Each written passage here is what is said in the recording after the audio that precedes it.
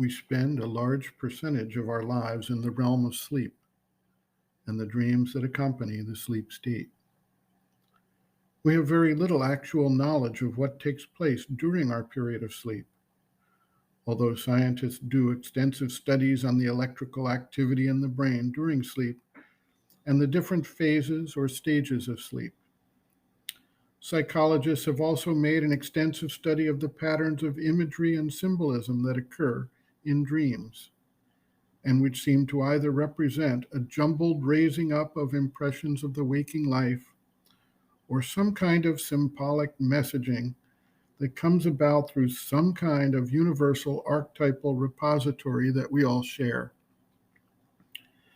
Given the significance of sleep and dream in our overall lifespan, it is important and highly useful to gain an understanding of the state of consciousness active during sleep.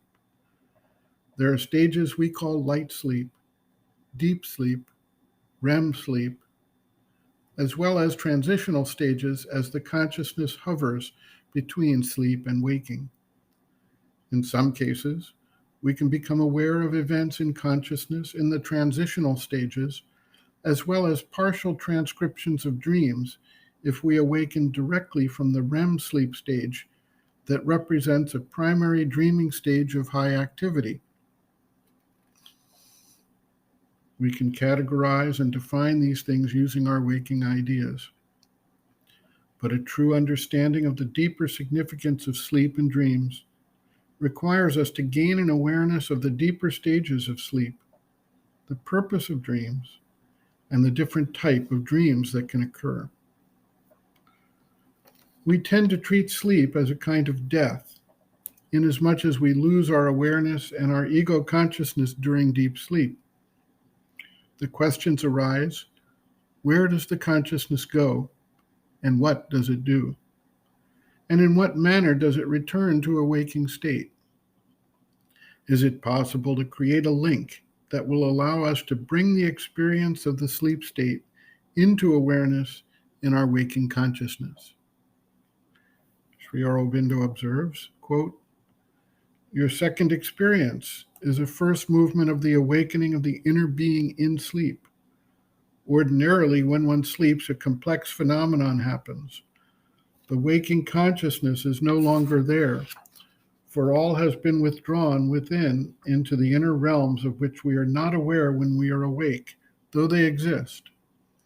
For then all that is put behind a veil by the waking mind, and nothing remains except the surface self and the outward world, much as the veil of the sunlight hides from us the vast worlds of the stars that are behind it. Sleep is a going inward, in which the surface self and the outside world are put away from our sense and vision. But in ordinary sleep, we do not become aware of the worlds within. The being seems submerged in a deep subconscience. On the surface of this subconscience floats an obscure layer in which dreams take place, as it seems to us, but more correctly it may be said, are recorded. When we go very deeply asleep, we have what to us appears as a dreamless slumber, but in fact, dreams are going on, but they are either too deep down to reach the recording surface or are forgotten. All recollection of their having existed even is wiped out in the transition to the waking consciousness." End quote. Reference: Sri Aurobindo, Integral Yoga, Sri Aurobindo's Teaching and Method of Practice, Chapter 7, Experiences and Realizations, Experiences in Dream, pages 196 to 199.